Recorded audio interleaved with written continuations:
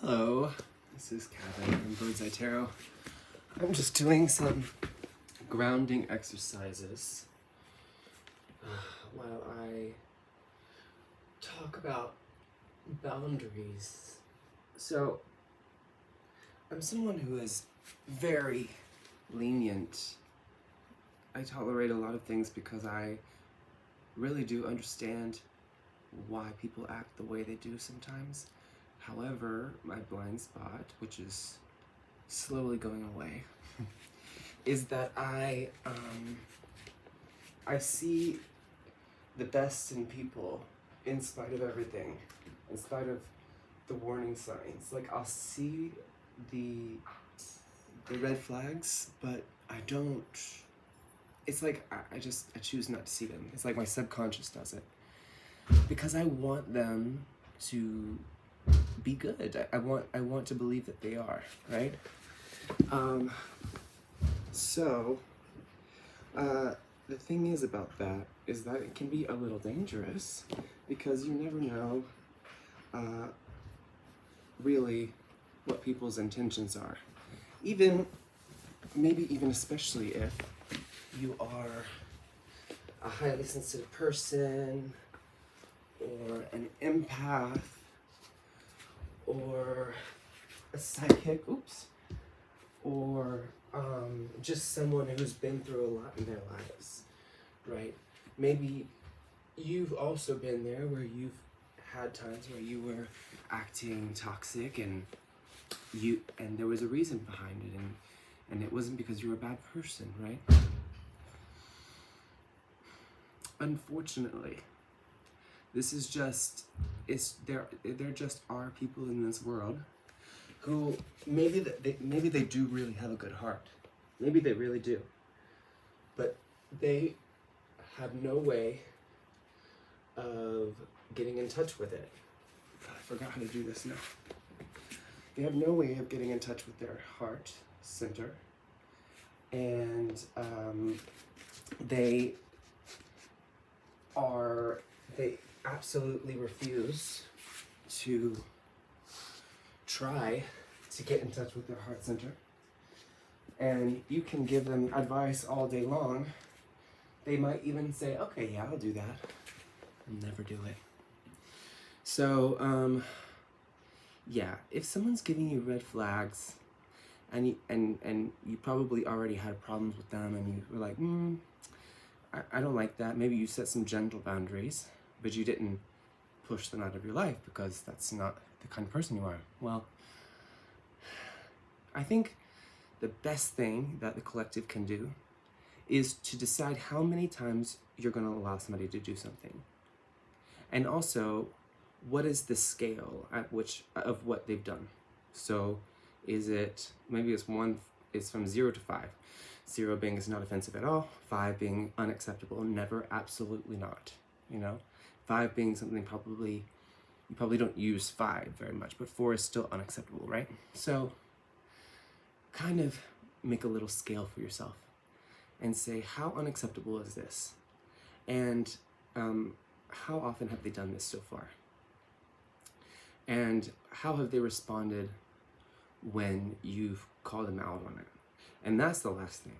Because if you do know how to set boundaries, because I do know how to do that, it's just that I wasn't really enforcing them like I should have. I was telling them, don't do that. And I was telling them off and kind of like making them feel bad about it. But at the end of the day, I wasn't setting any stern boundaries that would make them stop, like not talking to them. So just be cognizant of those 3 areas of people's behavior towards you. It's not about being critical towards people because, people are human and they will make mistakes. And sometimes people don't like admitting those mistakes. And while that's not a good thing, it is human. So being forgiving is extremely important too. But there's a limit. There is an absolute limit. So for me, if someone starts to get mad at me because of something that I didn't really do, they start to get mad because I have done something or I've responded to how they were behaving, but they don't ask any questions. They don't wonder, how did I respond to the other person if it was like a group thing? That's already a red flag. If they don't even think about, maybe he defended me too. Maybe he wasn't just defending the other person. That's a red flag. If they just progressively just get a little bit worse after each attempt for you to make them stop, big red flag. So how many times are you going to let them get worse? I can say I made a big mistake in letting it get worse more than twice.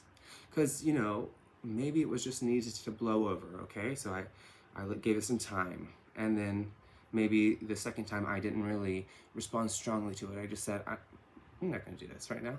The next time I was like, I got really, really bitchy about it and really strongly reacted in order to make him see what was going on. What was I feeling?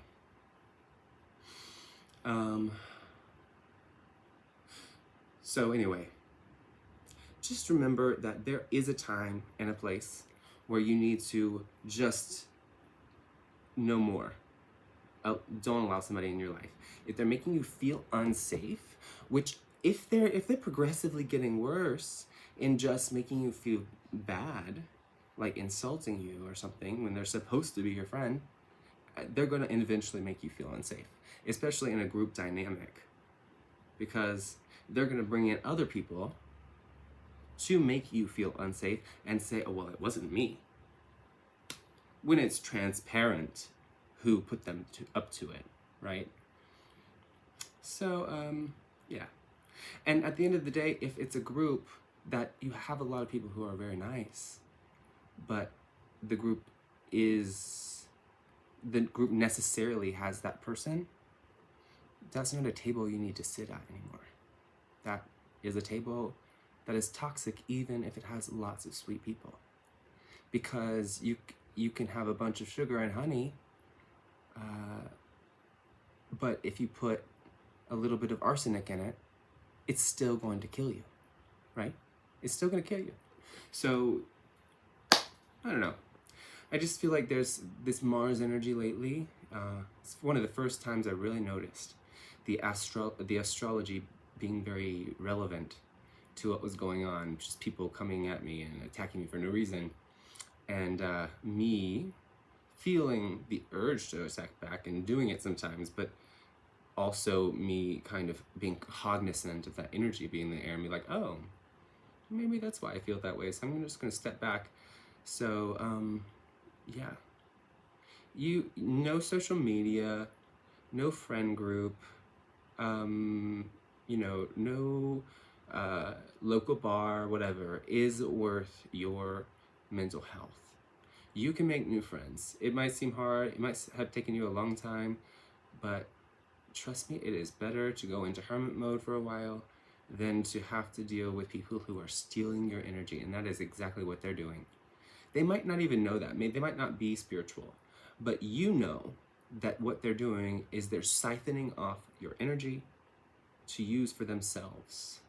And I learned the other day that sometimes people's ancestors are not all benevolent. In fact, they might have a negative intention in order to give a good result to their family.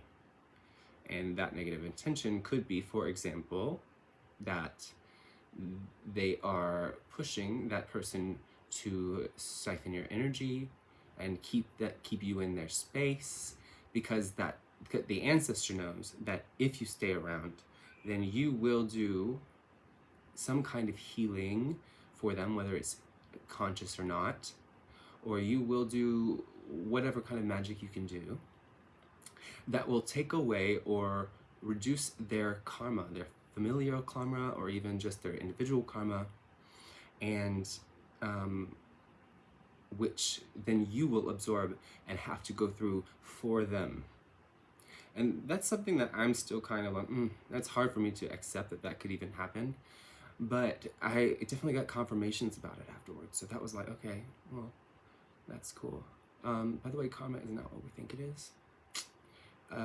Just because someone does a bad thing on earth does not mean that they're going to be punished. So sometimes we must be the justice, the energy of justice. Sometimes we must be the conduit of justice. But we should always divine first and see what is going to happen to this person and when, and would it be more satisfying? Would it help my ease if I push that justice along? Because sometimes the answer is yes, and maybe it is just making the justice they were already going to receive happen sooner. But if that's the case, then you've just moved the date. So it doesn't hurt you unless you believe it will. But again, that is totally up to you. If you don't agree with that, then I totally respect that. I really, really do. But just know there are a lot of traditions who do things like this, and there's no such concept.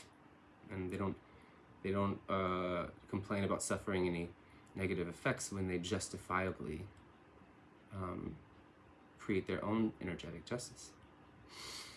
So, anyway, what else?